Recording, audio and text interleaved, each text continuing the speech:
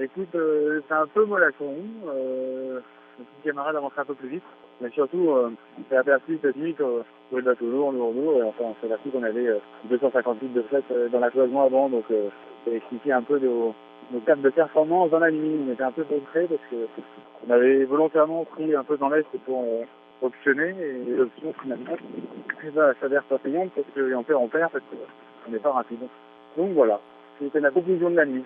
Oh, si, on pourrait descendre un petit peu plus. Après, la route, je suis content d'être fixé comme route.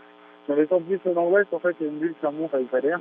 Donc là, on essaie de viser un point qui est à peu près assez loin, mais qui est une route directe vers un point pour éviter le dévent de la première ligne des acteurs, la ligne la plus à l'est, là, des acteurs du Cap Vert. Puis voilà, on est quasiment en pré-positionnement. En fait, la route, c'est pour un point de passage, une entrée dans le poteau noir, qui va pour nous être très très difficile et où rien n'est joué parce qu'il est en train de se mettre pour nous, en tout cas pour le 16, comment ça s'appelle, en forme de diamant là. Donc du coup c'est un poteau noir qui est très large et qui va être très compliqué à nous pendant 36 heures sur c'est très large.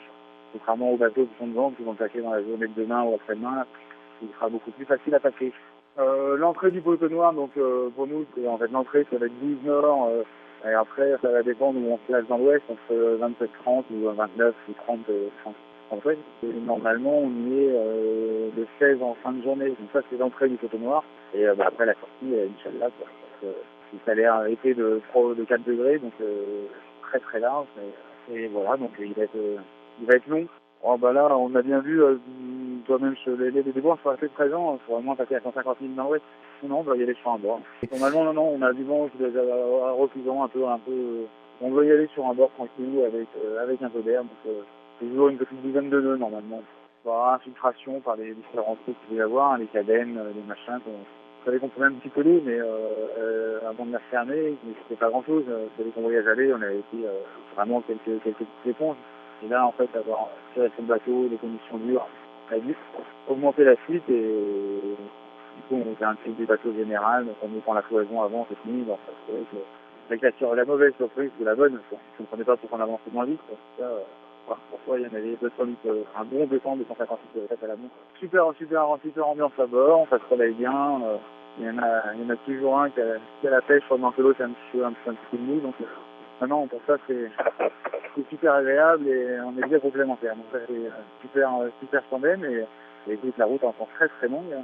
Là, on a quoi, l'équivalent de 2 heures de retard. C'est pas grand-chose. Donc, les 3 heures. Avec le poteau noir qui s'annonce, les péripéties, tout ça, je pense qu'il y a encore du chemin pour arriver jusqu'à 4 mètres.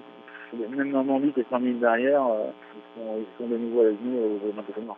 Dans les minutes qui viennent, écoute, on va prendre une photo pour partager un repas. Parce que le Yofa est en train de chauffer.